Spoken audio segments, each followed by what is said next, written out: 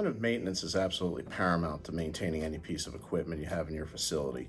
Problems arise unexpectedly, and if you can intercept them before they actually happen, you'll reduce downtime, you'll reduce maintenance costs overall. If you can just keep up with your equipment as it needs it, it'll be very beneficial to your facility.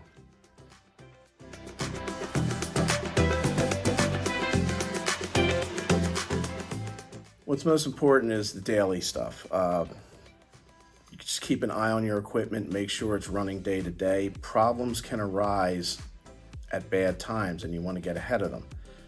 Basically, just blowing out the equipment with compressed air, wiping things clean as you should on a daily basis will really help keep your overall costs down and really prevent you from having severe mechanical breakdowns in the future.